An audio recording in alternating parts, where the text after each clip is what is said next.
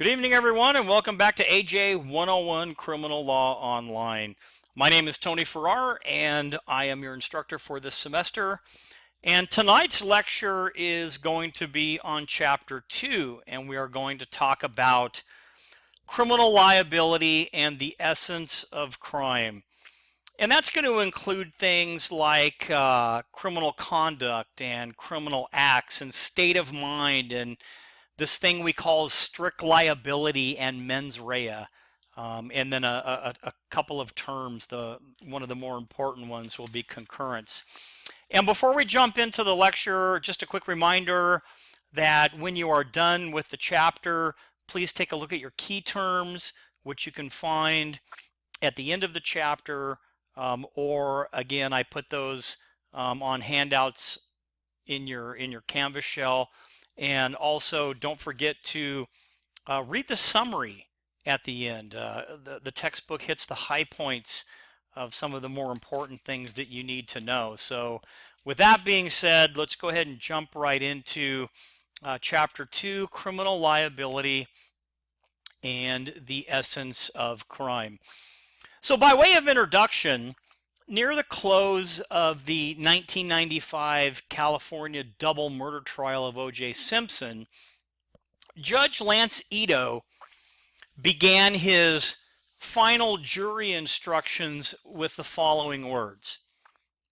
All right, ladies and gentlemen of the jury, you have heard all the evidence, and now it is my duty to instruct you on the law that applies to this case.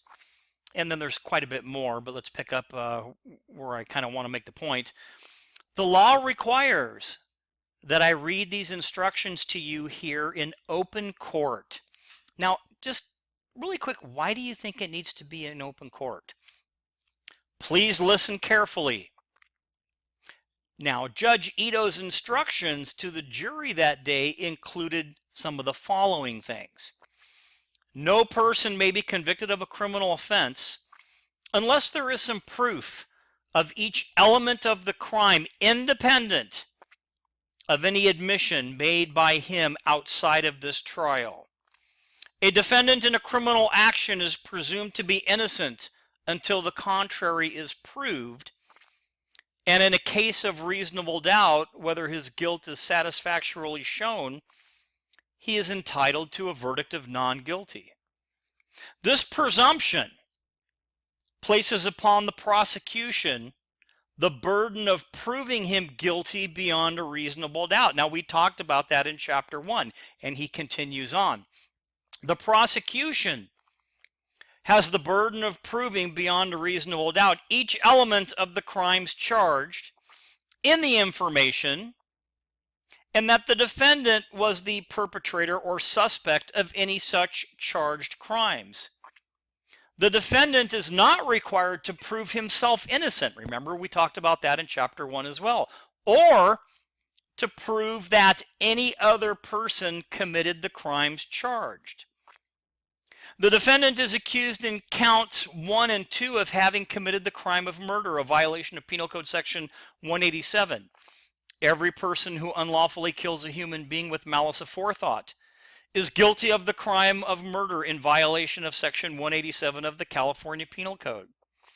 In order to prove such crime, each of the following elements must be proved. 1, a human being was killed. 2, the killing was unlawful. And 3, the killing was done with malice aforethought. A killing that is perpetrated by any kind of willful, deliberate, and premeditated killing with express malice aforethought is murder in the first degree. Murder in the second degree is the unlawful killing of a human being with malice aforethought, where there is manifested an intention unlawfully to kill a human being, but the evidence is insufficient to establish deliberation or premeditation. Murder is classified into 2 degrees. And if you should find the defendant guilty of murder, you should determine and state in your verdict whether you find the murder to be of first or second degree. And it goes on, and here's the last part. The purpose of the court's instruction is to provide you with the applicable law so that you may arrive at a just and lawful verdict. Now, that's important to understand, and jury instructions can kind of be boring, but these are directions that are given by a judge to a jury concerning the law of the case. So let's jump into the legal essence of criminal conduct. From the perspective of Western jurisprudence or law, all crimes can be said to share certain features or elements, if you will. And the notion of crime itself can be said to rest on some general principles. Now, two basic elements of all crimes are the criminal mind, which is mens rea, and the criminal act, which is actus reus. And we'll learn a little bit more about that as we kind of move along. Now don't confuse these general conceptual elements with the specific statutory elements to basically for crimes. To convict a defendant of a particular crime, prosecutors must prove to a judge or jury that all the statutory elements are present. And if even one element of an offense cannot be established beyond a reasonable doubt, that criminal liability that the prosecutor is looking for has not been demonstrated, and the defendant will be found not guilty. So again, the two basic elements of all crimes will be the criminal mind, or mens rea, and the criminal act, actus reus.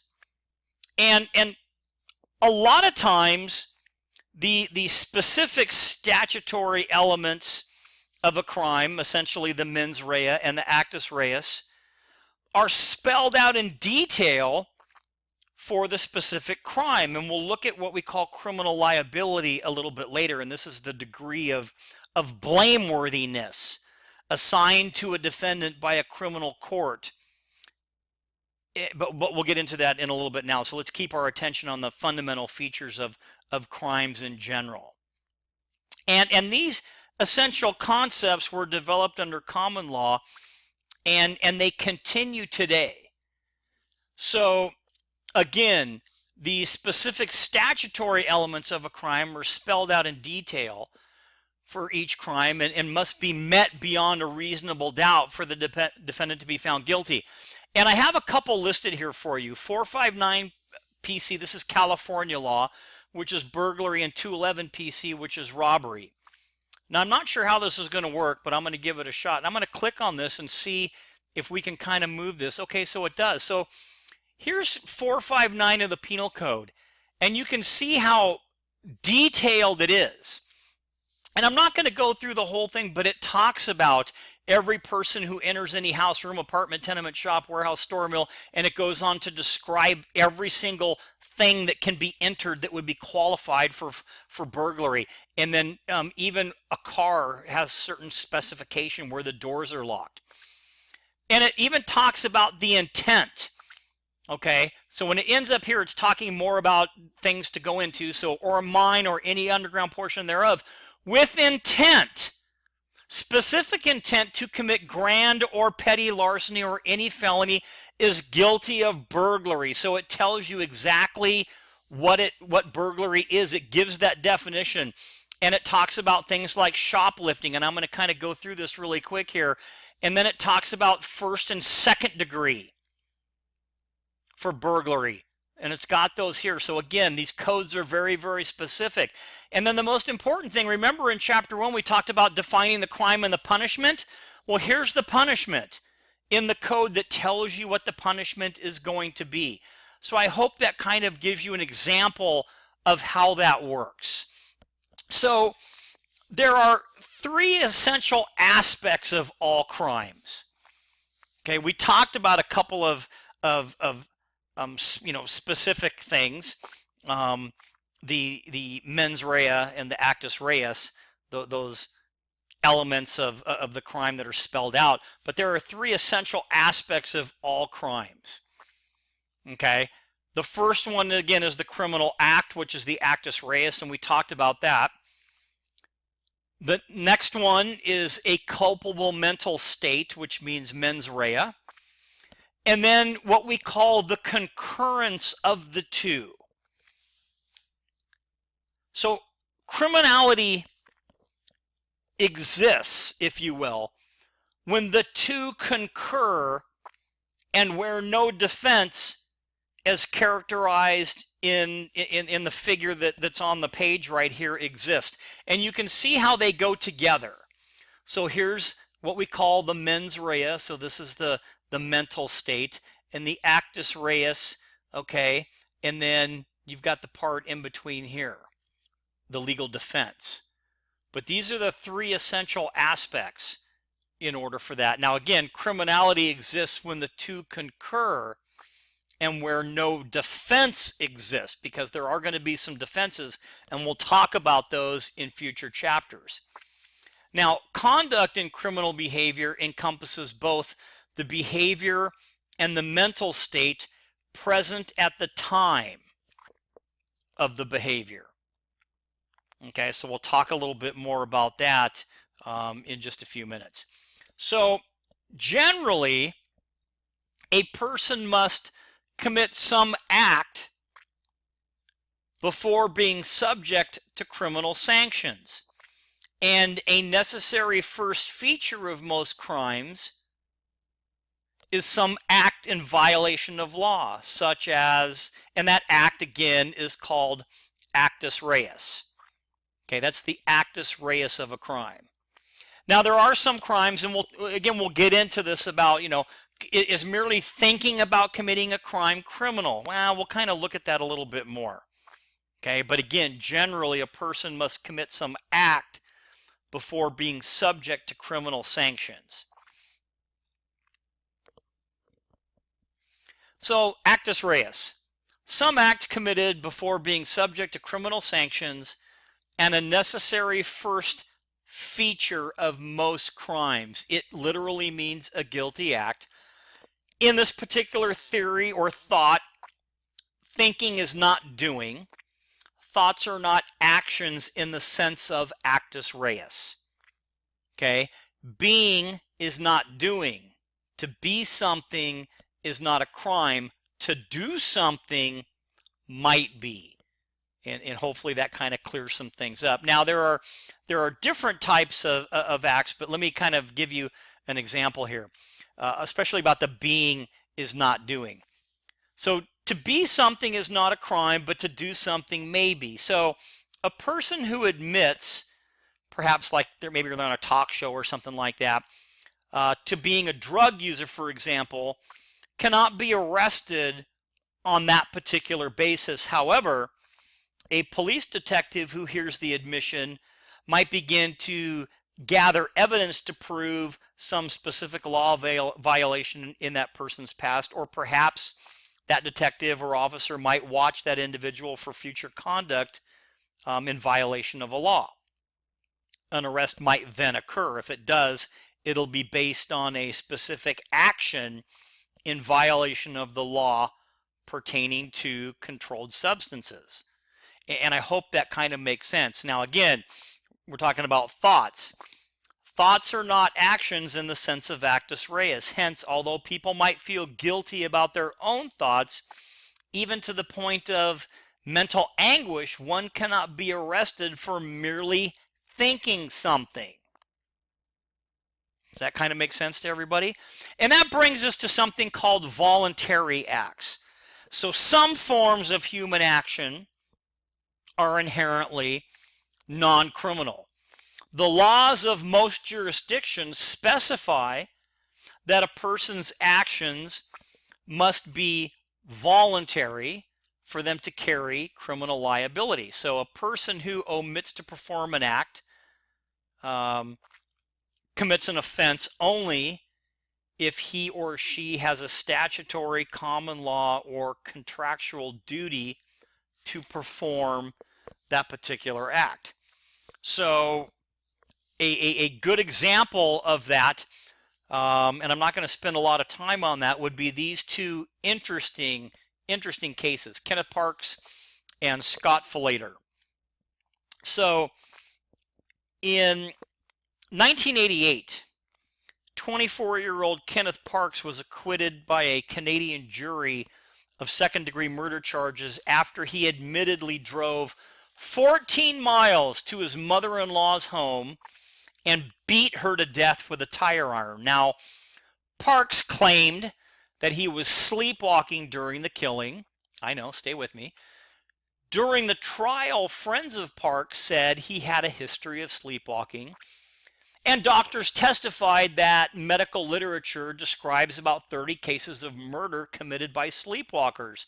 Now, however, in 1999, Scott Falater, who was 43, from Phoenix, Arizona, was convicted in Maricopa County Superior Court of first-degree murder after a jury refused to believe his claim that he stabbed his wife 44 times, dragged her into the backyard swimming pool, and held her head underwater until she died, all while he was sleepwalking. Now, Falater admitted that he must have killed his wife of 20 years and later removed his bloodstained clothes and hid them in his car along with the knife during the murder. But he said that he was asleep at the time and had no memory of his actions. And although two sleep experts cited a family history of sleepwalking, job stress, and a lack of sleep, jurors basically sided with the prosecutors, who said Falater's actions were too deliberate to constitute sleepwalking. So again, this plays right into or talks about our actus reus, the act, okay, the mens rea, the thought, okay, the guilty mind, etc., and then the possibility of a defense. So we can go back to this diagram really quick here. Here we go. And it talks about the essence of legal conduct, those three components. So let me go back up here. So when we talk about the Criminal Act a little bit more, and we were introduced in Chapter 1 to this thing called the Model Penal Code. Okay, remember, it sets the foundation for other states to use as examples. And again, most states don't take all of it, but they might take some of the Model Penal Code and incorporate that into their specific laws. So the Model Penal Code requires that all acts be voluntary and specifically lists the following to be involuntary. So it gives some examples of those things that are involuntary. So reflexes and convulsions, or bodily movements during unconsciousness or sleep, conduct during hypnosis or hypnotic suggestion, or movements caused by other person. These are specifically outlined in there. And that brings us to the term possession, because again, we're talking still under the umbrella of criminal act. Possession is generally considered to be another form of action. And you'll understand why in a minute. The Model Penal Code declares possession to be an act if the item was knowingly received or within the control of the individual for a period long enough to terminate possession.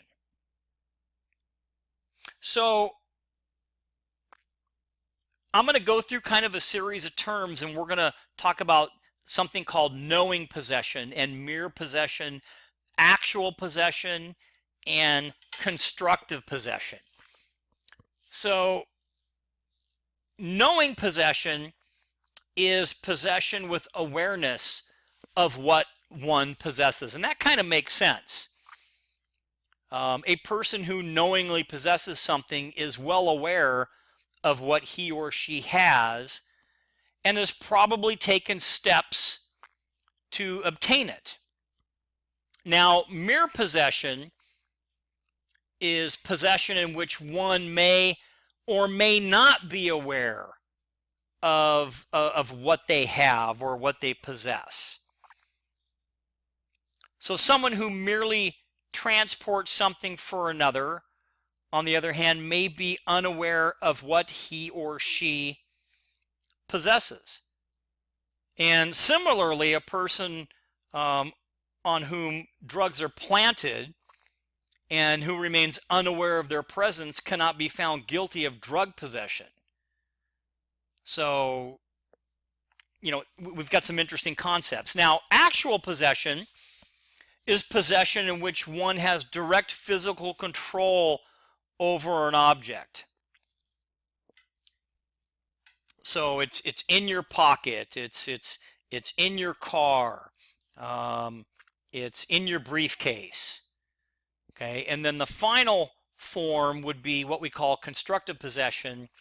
At a given time, a person may not have actual physical custody of the material in question, but he or she is still able to control or influence it. And in order to make this work, actual knowledge of the item has to be required, and the ability to exercise dominion and control is required. So, again, an individual may also exercise construction possession over property and objects. And that means at a given time, a person may not have actual physical custody. It might not be in their hand, but they still have control or influence over it. And issues of constructive possession commonly arise in automobiles where the driver and other occupants of an automobile know that one occupant is in possession of narcotics, an open alcohol container, or some other type of contraband. So to be in constructive possession, actual knowledge of the item is required, and is the ability to exercise dominion and control over the contraband. Now, jurisdictions vary considerably in the application of this term constructive possession, but a few general principles pretty much apply. Although being in close proximity to the contraband sometimes is sufficient to establish constructive possession, ownership is not required. So if the driver is the owner of the car, dominion and control over the contraband is likely to be found. And control may be proven for other occupants as well, although it might be a little bit harder. Any factor that bears on control will be considered in making the constructive possession finding. And constructive possession issues, they're not just limited to cars. Similar questions arise in, let's say, multi-occupant homes or businesses. Now, under the Model Penal Code, a defendant must be in possession, actual or constructive, for a period long enough to terminate possession in order to be criminally liable. So hopefully that makes sense. So here, let me give you kind of a real quick example. Simon and Linda share a safety deposit box in a bank. Now, Simon calls Linda on Saturday at 6 p.m. to tell her he has placed illegal drugs in the box. Now, she objected and immediately drove to the bank to remove the drugs in the box, but the bank was closed and wasn't scheduled to open until Monday morning. Now, Linda sent the bank manager an email requesting access to the box as soon as possible. The message wasn't read until Monday morning. So the police, who had Simon under surveillance, obtained a warrant for the box and made arrangements with the bank's management to open the box on Sunday. Now, in this case, although Linda may be guilty of another crime, such as failure to report a felony, she's not guilty of drug possession. And although she had knowledge of the drugs in her safety deposit box, she didn't have adequate time to basically divest herself of the possession of those particular types of drugs. So again, this is a very highly debated type thing. And when we talk about it, I give you a couple of visual aids here. Some might be a little bit easier to prove. If you look, when you look at this car right here, wouldn't you know that you had that in the back? Well, maybe you would, maybe you wouldn't. Maybe if this was your suitcase, or if somebody put it in the walls of the car, or in sort of a duffel bag that maybe you were in possession of. So all of these things, again, are highly debatable type things, this entire issue over possession. So failure to act.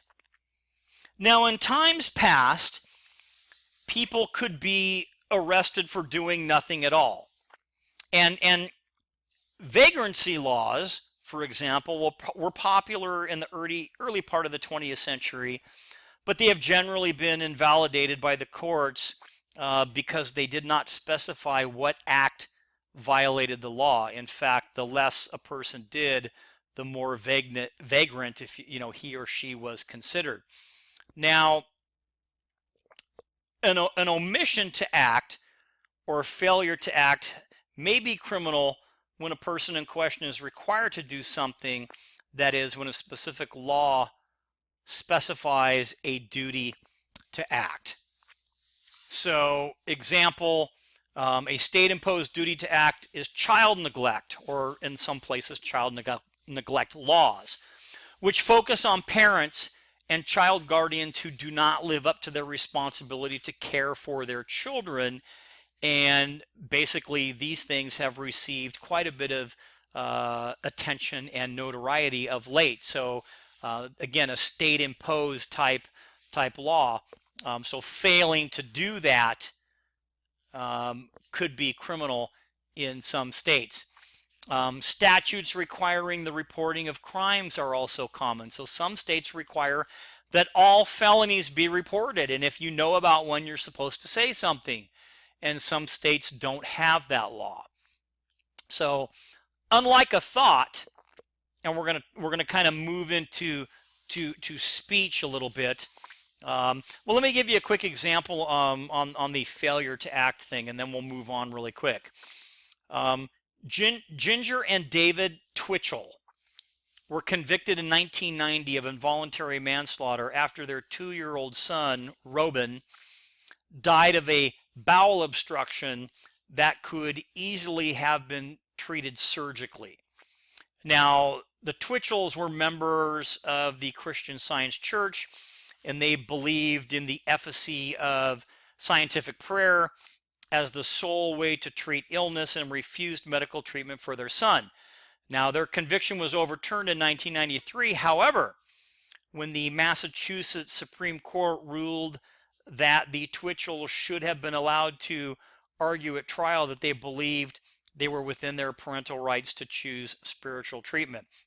So I say that only because, sometimes the omission or failure to act can be criminal if those circumstances are specified by law. So what about speech then? And this brings us to a very interesting topic. So unlike a thought, speech and nonverbal expressions, those are physical acts. But the First Amendment to the U.S. Constitution provides that Congress shall make no law abridging the freedom of speech. Now, the free speech clause is important to criminal law because it protects some expression, even that which people find offensive. So this is, again, a very interesting type thing. Although the framers used the term speech, the Supreme Court has found that they basically intended to protect all forms of expression, verbal and otherwise. And you also learned last chapter, if you remember, the First Amendment applies to the states today through the process of incorporation. And even though, however, the First Amendment's protections of expression is strong, there are some limitations if you kind of think about it. So speech as an act, it has a high standard of protection that has been established, and consequently, many unpopular forms of expression have been protected. And even though, again, the First Amendment's protection of expression is strong, there are some limits. And some states say it like this: expressions likely to incite another person to immediate violence, fighting words as we call them, may be regulated. Now think about it. Could there be something that someone could say to you that would raise your blood pressure, if you will, and incite immediate violence? So, I mean, you have to really kind of think about it. Or should we just be able to say or do whatever we want? You really, I mean, think, what if you were in a crowded theater? Can you yell fire because it's funny? And a bunch of people, there's a big, stampede to the front door and somebody gets killed? So that's the reason that there are some things that need to be regulated. Now, one really interesting but example in your textbook, and I kind of hate to use it, but it is a good example. On page it's 45 in your textbook. It's the Westboro Baptist Church case, or Snyder versus Phelps. So let's talk about it. So the protests of the Westboro Baptist Church are an example of this. The church's congregation believes that the United States is evil, and its members espouse hatred of many groups, including homosexuals, Jews, Catholics, and many others. To advance their message, members began protesting at the funerals of American military personnel who had been killed in combat. And in 2006, church members protested at the funeral of a Marine who died in Iraq. And I'm sorry for saying this, but I'm just going to say it because it's part of the case. They carried signs that read, "America is doomed. Thank God for dead soldiers. God hates you," as well as different ones. Now, the father of the fallen Marine sued the Baptist Church and its late founder and other members for the unintentional infliction of emotional distress. Now, the father won at the trial level, lost in the appellate court, and in an 8-1 2011 decision, the Supreme Court decided that the church's expression was protected by the First Amendment. Now, I'm going to kind of stop there and just let that sink in for a minute. But just know that there is a high level of protection under the First Amendment, but sometimes it can be regulated. And in some cases, it will be regulated. Okay, certain types of threats or terrorist threats or other things relating to blackmail or extortion, or different things like that. So, or fighting words. And these are all things that come to mind as we start to talk or finish up our conversation, if you will, of speech as an act. Now, back to something we talked about a little bit before, state of mind. So, mens rea, so that was the act. We've kind of finished up with the first part. Remember the actus reus. Now we're going to go to the mens rea. So mens rea is the second general element of a crime. And the term, which literally means guilty mind, refers to the specific mental state that an individual must have to be legally culpable for a crime. And the importance of mens rea as a component of crime cannot be overemphasized, which can be seen in the fact that some courts have held that all crime exists primarily in the mind. The Latin phrase that expresses this idea is, it's actually quite long, but it talks about the act only makes a person guilty if the mind is also guilty.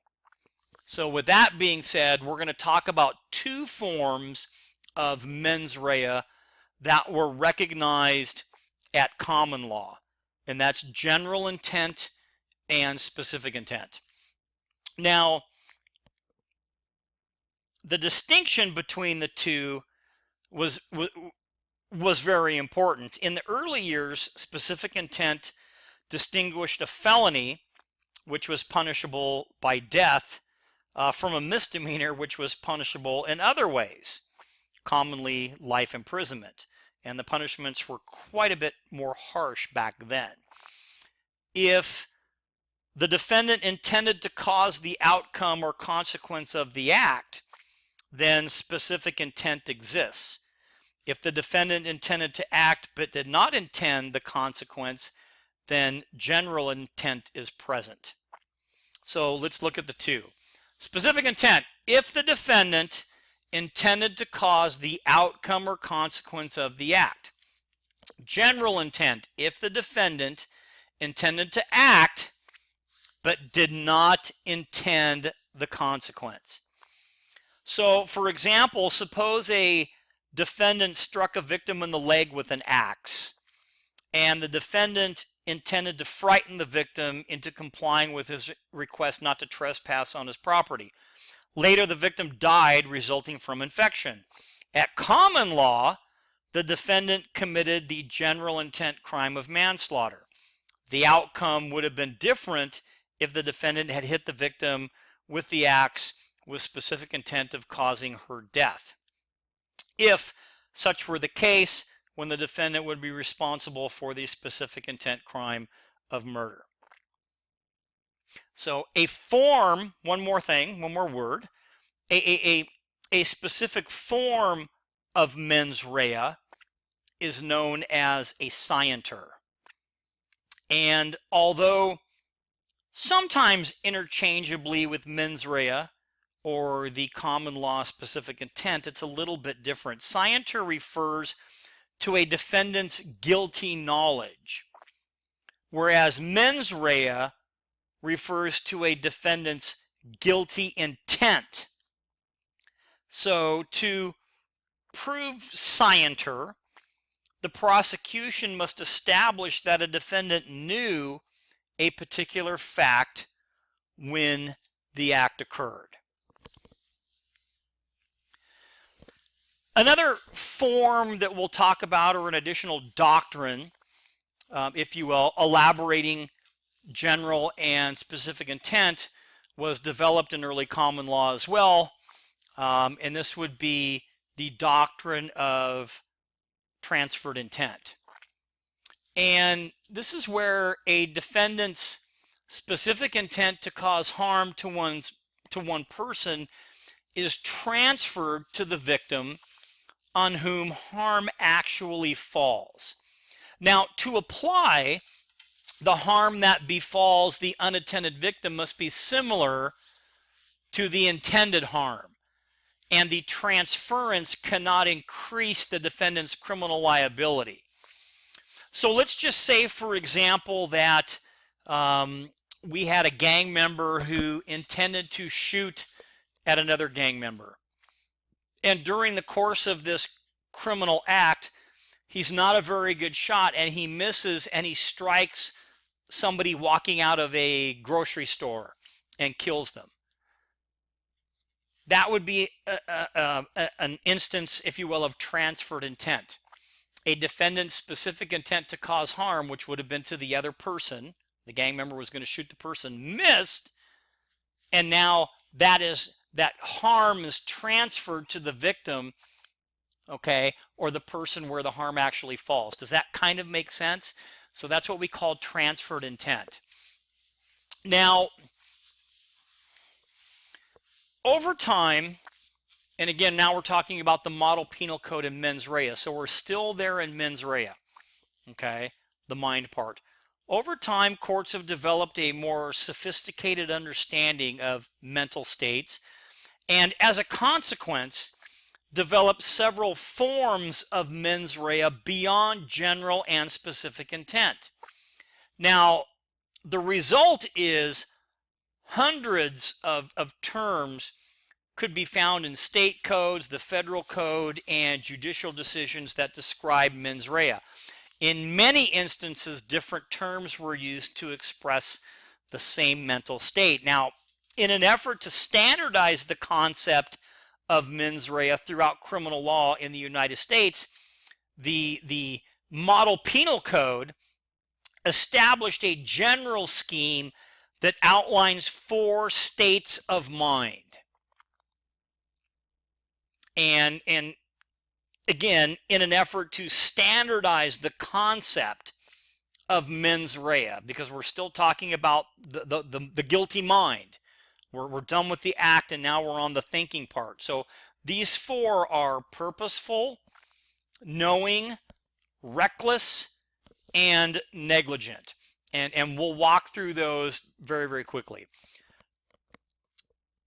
Purposeful is the Model Penal Code's equivalent of specific intent, a desire to cause the outcome that resulted.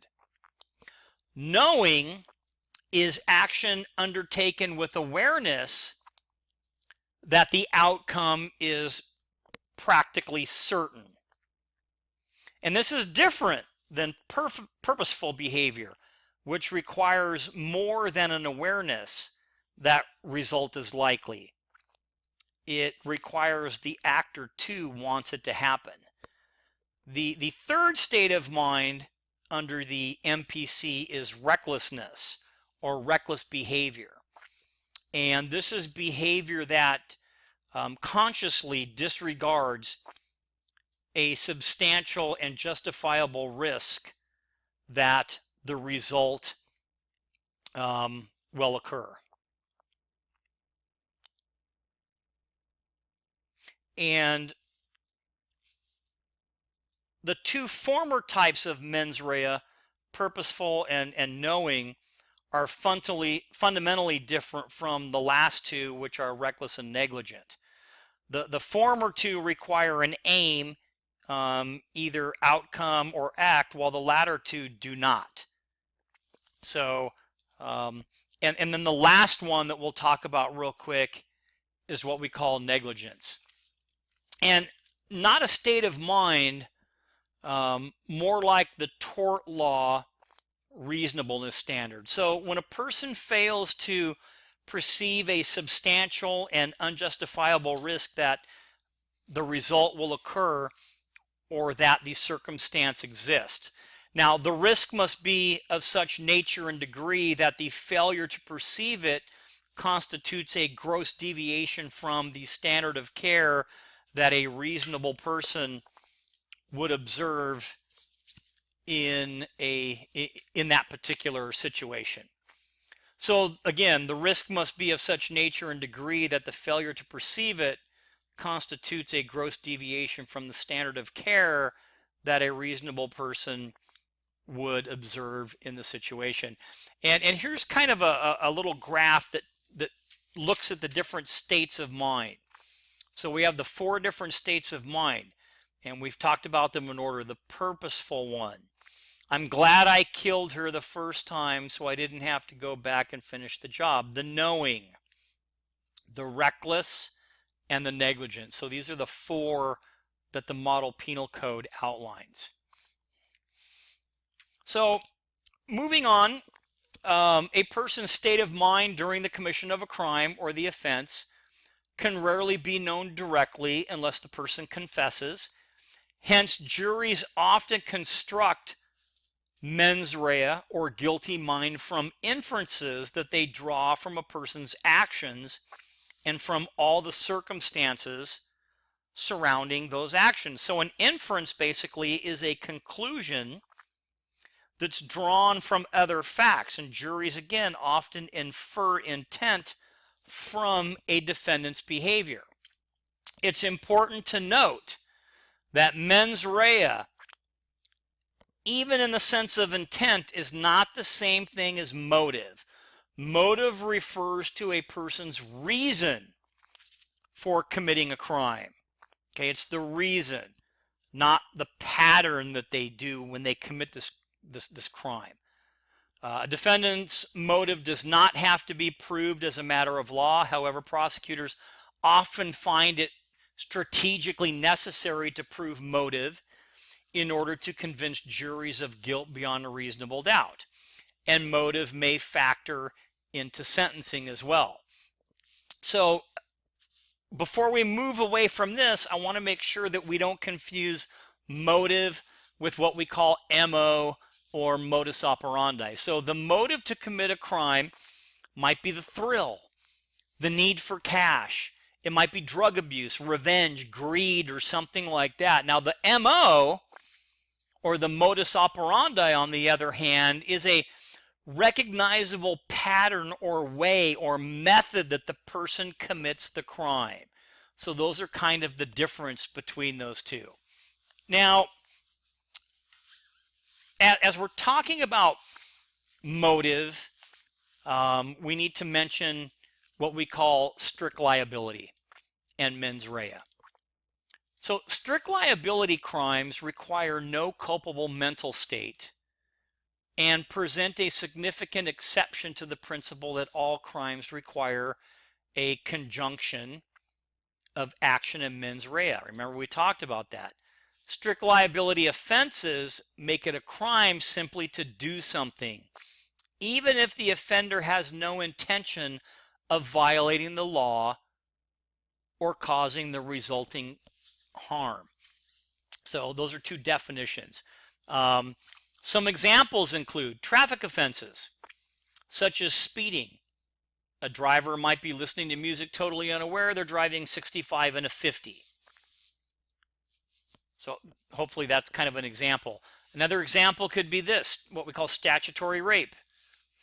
This can be between two consenting individuals, two people consenting, and requires only that the offender have intercourse with a person under the age of legal consent. So if you look at California law for just real quick, unlawful sexual intercourse, so this is the old statutory rape wording. Unlawful sexual intercourse is an act of sexual intercourse accompanied with a person who is not the spouse of the suspect if the person is a minor. For purposes of this section, a minor is a person under the age of 18, and an adult is a person who is at least 18.